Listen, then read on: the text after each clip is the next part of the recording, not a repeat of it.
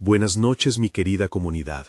Gracias por abrir una ventana de silencio para este episodio. Espero que donde estén encuentren un rincón cálido en medio de la inquietud que vamos a tocar. Si hoy andan cansados o tristes, reciban esto como un abrazo que no evita el escalofrío, como un pañuelo que seca la frente sudada después de un mal sueño. Me llamo Silvia, y desde 2019 vengo reuniendo relatos que llegan por mensaje, por voz, por la memoria de la gente que vive entre calles de tierra y casas con veladoras. Hoy les traigo algo que huele a barro, a humo de fogón y a miedo contenido. La aterradora verdad detrás de la secta de los puercos. Antes de seguir, les aviso que algunas escenas pueden resultar perturbadoras. Prometo contarlas con respeto y cariño por quienes las vivieron. Si sienten que no es buen momento, pueden pausar y volver más tarde. Pero si se quedan, sepan que nos cuidamos entre todos. A mitad de una vereda polvorienta, un grupo se juntaba con animales en jaulas, y algo en el aire parecía pedir silencio con voz de pezuña. Quédense si ya decidieron mirar de frente, y si se van, sepan que quien se queda esta noche es valiente. Me llamo Silvia y recibí este relato de voces que prefirieron el anonimato por miedo a represalias, pero con la firmeza de quien recuerda. Para quienes están pasando por días difíciles, este episodio va con un abrazo y una vela baja encendida. Me llegó el primer testimonio de Iván, un hombre de mirada cansada que vive en el pueblo de San Bártolo. Iván me escribió contándome la noche en que, caminando hacia su casa después de la taberna, vio una camioneta estacionada junto a la plaza y puercos dentro de una caja cubierta por una lona. La primera imagen que describió fue la de unas sombras que parecían rezar alrededor de los animales. Dijo que olía a sudor viejo y a ración húmeda. Me pidió que no dijera su apellido, porque algunos vecinos prefieren olvidar. Él inició el relato con una frase sensorial: el crujido de la madera mojada, el olor a hueso quemado y el sonido de un canto que no era de humanos. Esa fue la primera luz que prendimos para entrar en la historia. Escuchen con cuidado, porque lo que sigue tiene la claridad de quien vio y la incertidumbre de quien no comprende. Cuando era niño, yo visitaba a la abuela en una casa en la orilla del pueblo, y siempre había jaulas con pajaritos. Con el tiempo, aprendí a distinguir el ruido de una jaula de pajaritos del ruido de una jaula con puercos. Mi abuela decía que había que respetar a los animales y a los nombres que se les daban. Este detalle quedó en mi memoria y me ayuda a entender por qué algunos nombres dentro de esta historia son sagrados para quienes la cuentan. Ahora les presento el primer relato largo, contado en primera persona, contado por las voces que rezan. Iván nació y creció en San Bártolo, un pueblo de casas bajitas y vecinos que se cuidan como familia.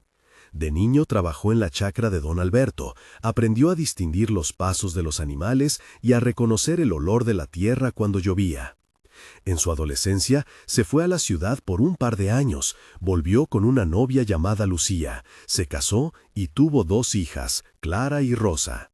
Su vida tuvo momentos felices y también pérdidas. Perdió a su padre en un accidente de camioneta, y ese vacío lo dejó más atento a las sombras largas del atardecer. En la madurez, se volvió responsable de la pequeña tienda de barrio, donde todos dejaban mensajes y rumores. Su infancia con los animales hizo que cuando vio las jaulas en la camioneta, recordara inmediatamente el respeto que su abuela le enseñó. No es un héroe, dice, es un hombre que vivió y que ahora recuerda con ojos secos. Sus recuerdos de la casa de su infancia, del canto de los pajaritos y del olor de la panela caliente lo volvieron sensible a cualquier cosa que hiciera daño a los seres vivos. Ese aprendizaje lo llevó a acercarse a la noche en que todo pasó. La primera noche que contó, Iván camina por la plaza y ve luces bajas. Se detiene detrás de la pared de la iglesia y escucha rezos entrecortados, una mezcla de oración y repiqueteo de pezuñas. Se asoma y ve a la gente alrededor de la caja de la camioneta. En la caja, los puercos se mueven con ojos que parecen seguir la luz de las veladoras. A su lado, Miguel, su amigo de la infancia, le dice en voz baja: «No te acerques, Iván». Iván responde: «Tengo que ver quién los trae». Miguel: «Si esos son de la gente de la esquina, mejor nos vamos». Iván: No puedo, esto no está bien. Miguel, tu hija podría escuchar, no vuelvas con la ropa sucia. Iván, ¿y si es algo que debemos contar? Miguel, cuenta a quién, Iván, la gente no quiere hablar. Son 8 intercambios que suben la tensión mientras la camioneta se abre. En el interior, alguien canta una letanía que mezcla nombres y sonidos de animales. Iván siente el olor del barro, el gusto metálico de la adrenalina, el tacto áspero de la pared bajo sus dedos. Ve a una mujer con veladoras, la llamada tía Marta, que toca la frente de un cerdo como si fuera un sacramento. A su lado, don Alberto murmura algo sobre ofrendas. La escena suma personajes: Miguel, Lucía, Clara, Rosa, tía Marta, don Alberto, padre Julián y Ernesto, todos con acciones que empujan la narración hacia el miedo. La escena se despliega con descripciones sensoriales abundantes. Uno de los pajaritos de la plaza, un canario que vivía en una jaula cercana, se asusta y comienza a cantar. Chillar de forma aguda. El sonido del pollo o del pajarito se mezcla con un crujido de madera porque alguien arrastra una caja vieja. Huele a café frío y a humo. Al tocar la lona, Iván siente un tacto húmedo que le recorre la mano como una capa pegajosa. Ve que una mujer rubia, que después supo que se llamaba Rosa, coloca una cadena en el cuello de un cerdo y le susurra algo parecido a un rezo. Escucha el óxido de una cuchara al golpear la lata, el cloqueo del lenguaje que no tiene lógica completa y la respiración pesada de los animales. Estas 5 o 6 descripciones sensoriales por escena ayudan a que el que escucha sienta la mesa, la luz, el olor, la textura y el sabor emocional del momento. El primer momento de tensión ocurre cuando la lona se abre y el cerdo mira hacia Iván con una calma extraña. Conflicto interno. Iván recuerda la enseñanza de su abuela sobre respetar a los nombres de los animales. Memoria. La frase de la abuela resuena en su oído. Decisión. Avanzar un paso. La escena ocupa un espacio de duda. La respiración del cerdo parece sincronizada con el latido del corazón de Iván. Sentimientos encontrados lo paralizan. Aquí la tensión se extiende en 2 párrafos que describen su miedo y su ternura por algo indefinible. Diálogo ampliado en la apertura. Tía Marta, que se escuche el nombre para que sepa. Lucía, ¿qué nombre? Tía Marta, el que eligieron ellos. Don Alberto, no hablen alto, que los vecinos miran. Padre Julián, esto es un rito de limpieza, así me lo dijeron. Ernesto, yo traje la lona, nada más. Iván, ¿quiénes ellos? Rosa, los que cuidan a los animales y a las deudas. Miguel, aquí no hay lugar para preguntas. Son intercambios que aparecen como pequeñas chispas hasta que el silencio se vuelve más fuerte que las palabras. Las voces se mezclan con el llanto de un pajarito cuya jaula fue dejada cerca de la caja. La segunda parte del primer relato lleva el clímax. Iván se acerca más y de pronto una de las mujeres entona una frase que nadie antes había oído en el pueblo. La frase suena a una orden y a un nombre al mismo tiempo. El cerdo levanta la cabeza y en la sombra que proyecta la vela hay algo que parece levantarse también, como si la sombra tuviera vida propia.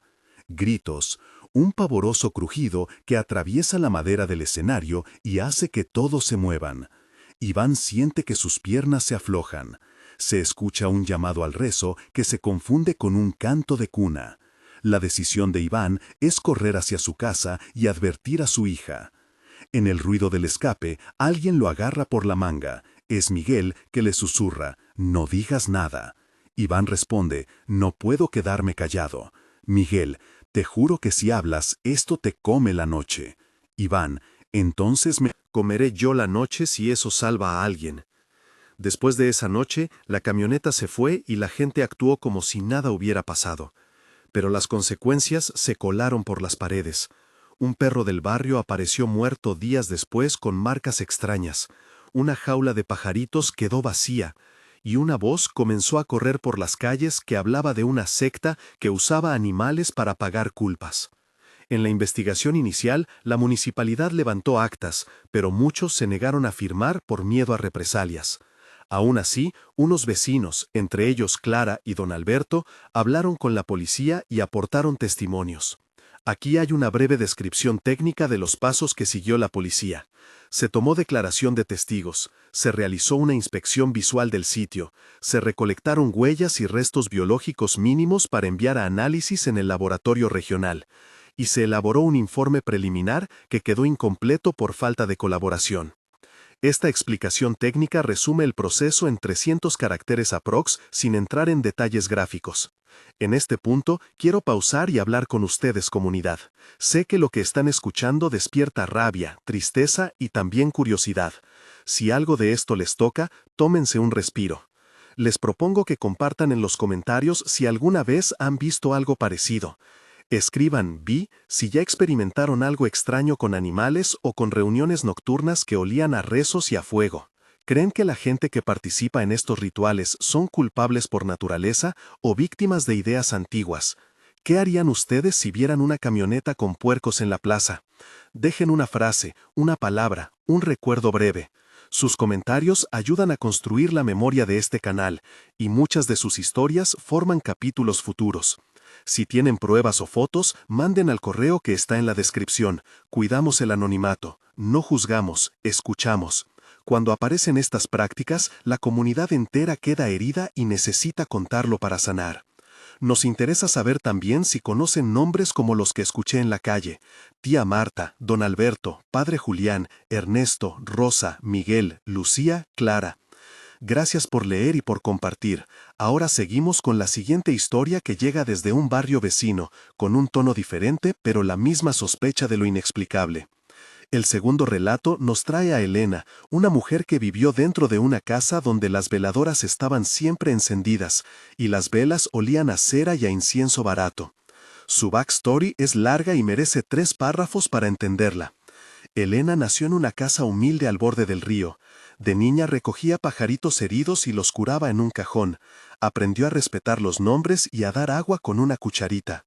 En la adolescencia, su familia se hizo cercana a una agrupación que festejaba costumbres antiguas mezclando rezos con ofrendas. Su hermano menor, Ernesto, fue su confidente y su aviso de que algunos rituales se habían desbordado. Cuando creció, trabajó en la comisaría local por un tiempo y vio cómo ciertos casos quedaban sin ser profundamente investigados. Su formación le dio sentido crítico, pero también miedo, porque entendía que denunciar a veces tensiona la vida del pueblo. Su pérdida más grande fue el fallecimiento de la madre en circunstancias que nunca se aclararon del todo, y eso la dejó con una pregunta permanente sobre qué hay después y quién se beneficia del silencio. Hoy Elena habla desde la herida y desde la decisión de contar. Elena describe el segundo clímax de la noche en que la secta hizo una reunión en el viejo galpón cerca del molino. El ambiente estaba cargado, olor a grasa, a cuero mojado, a ceniza. Veo en su relato 5 o 6 descripciones sensoriales que marcan la escena. La luz que parpadea como si alguien inspirara y expirara una lámpara, el sonido de latas vacías, el gustito metálico cuando mordió su lengua por la tensión, el tacto del barro pegado en sus botas y el olor a orín viejo.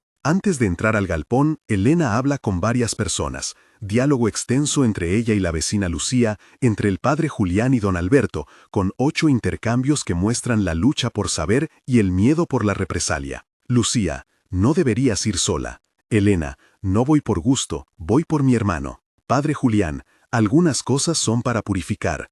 Don Alberto: la tradición pesa más que tu miedo. Elena: ¿tradición o excusa? Padre Julián: hay un equilibrio que no entiendes. Lucía: si entras te acompañamos. Elena: entonces no me dejen sola. Don Alberto: que Dios nos guarde. Este diálogo es una escalera que sube hasta el momento donde la puerta del galpón se abre. El clímax dentro del galpón es brutal por lo inesperado y por la mezcla de ternura y violencia simbólica. La secta, que se hacía llamar con nombres que mezclaban santos y animales, realizaba una ceremonia que pretendía mezclar un sacrificio con un pago comunitario. No pongo detalles gráficos innecesarios, pero describo la extrañeza. Alguien colocó un delantal viejo sobre un cerdo como si fuera un traje ceremonial. Otro miembro, apodado el Zorro, se acercó con una llana de hierro, y la situación colapsó en un grito colectivo. Elena sintió que el suelo vibraba en el pecho. A partir de allí hubo decisiones que cambiaron vidas. Algunos protegieron a los animales,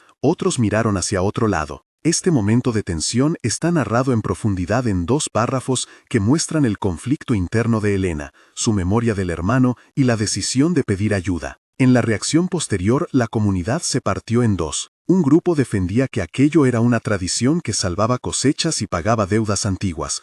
Otro grupo, capitaneado por vecinos como Rosa y Miguel, pedía justicia. Surgieron acusaciones, recelos y rumores. El impacto fue práctico. Varias personas cerraron sus puertas. Hubo insultos en la calle y amenazas anónimas a quienes habían declarado. Uno de los efectos fue la creación de un pequeño comité vecinal para proteger animales y denunciar irregularidades. Aquí surge una investigación vecinal donde se organizaron recorridos nocturnos para vigilar la camioneta y la plaza. Les cuento en 300 caracteres cómo se hizo esta vigilancia. Turnos de 2 personas, registro de matrículas, fotografías tomadas con teléfonos discretos y notificaciones a la Fiscalía Regional. La descripción breve muestra el método y la cautela necesaria ante la falta de acción oficial. El tercer bloque de relatos viene con un tono distinto. 2 testimonios más cortos, enviados por oyentes que cuentan sueños y visiones. El primero es de Tomás, un adolescente que contó en primera persona un sueño recurrente sobre ropa idéntica. Backstory corto de Tomás. Creció en la casa de la tía Marta, jugaba con los puercos de la chacra y dormía con el sonido de los animales. Su historia personal explica por qué su sueño le resultó tan extraño. En el sueño, ve a un grupo de personas con ropas iguales a las usadas en un entierro reciente, y en el sueño, los rostros no tenían nombre. El relato onírico mezcla nostalgia y terror. El segundo testimonio viene de Lucía, una vecina que describe haber visto una sombra subir por la pared de su patio como si fuera una araña humana. Ella la despertó porque los pajaritos en la jaula comenzaron a gritar. Ambos relatos son más cortos pero conectan con la idea central, la mezcla entre costumbre, animalidad y ritual. En el episodio añadimos 3 momentos de tensión fuertes que merecen detalle y que suman 500 a 600 caracteres cada uno. Primero, la escena en la que la lona se abre y el cerdo mira a Iván con una calma antinatural. Second, la apertura del galpón y la aparición del zorro con un utensilio de metal en la ceremonia.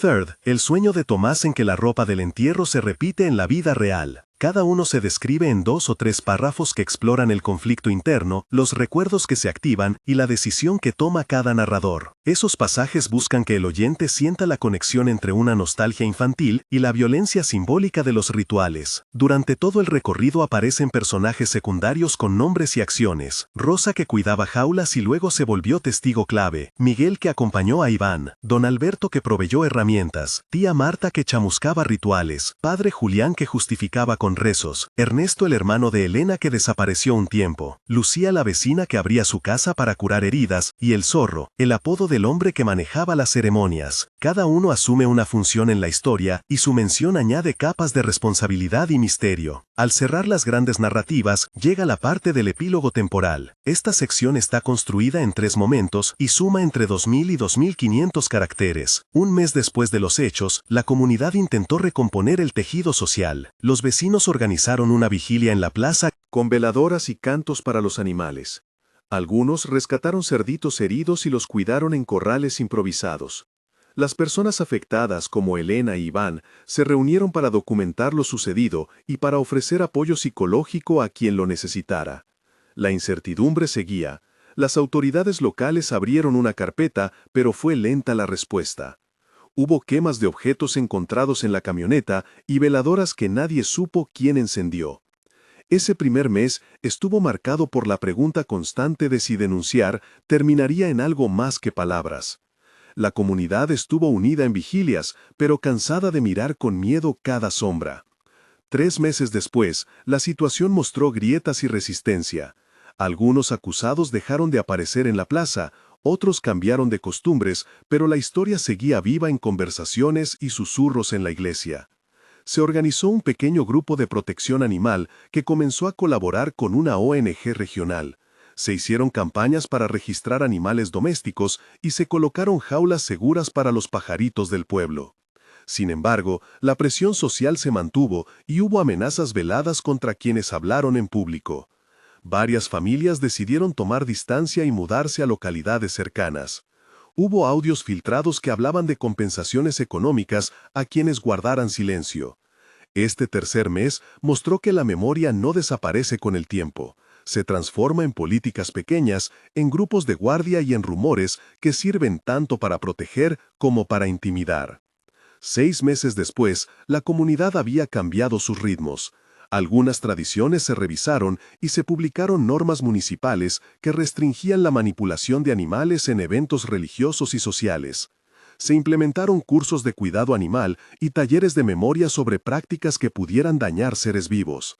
Varias personas que participaron en los hechos iniciaron procesos judiciales y mediaciones comunitarias. No todas las respuestas llegaron, varios cabos quedaron sueltos y algunos archivos se perdieron en la burocracia. Lo que sí quedó fue la conciencia de que el silencio puede ser cómplice y que contar, aún con miedo, ayuda a abrir puertas. En estos 6 meses hubo reconciliaciones parciales, despidos de personas que infringieron normas y una lenta reconstrucción de la confianza. El epílogo termina con la constatación de que la comunidad ahora vigila, conversa y recuerda. Antes de despedirme, insisto en lo valioso que es que nos ayuden a construir este archivo. Si tienes una historia parecida, si viste camionetas con animales o si conoces nombres que puedan aclarar lo sucedido, escribe en los comentarios y envía pruebas al correo. Sus relatos pueden salvar a un vecino o evitar que prácticas dañinas se repitan. Si te sentiste conmovido por estas historias, considera suscribirte al canal para apoyar la investigación y para que más voces encuentren eco. Aquí cuidamos las memorias con cuidado y respeto. Para cerrar, vuelvo a la imagen que quizás se quede con ustedes. Una sombra que sube por la pared, una voz que repite un nombre de cerdo como si fuera un santo y la certeza de que las comunidades pueden sanar. Si hablan y actúan juntas. Gracias por acompañar hasta aquí. No sé si lo que oímos fue rito o delirio, pero sí sé que hablarlo nos hace menos solos. Hasta el próximo episodio. Cuiden sus ventanas y dejen una luz encendida por si pasa alguien buscando un lugar seguro.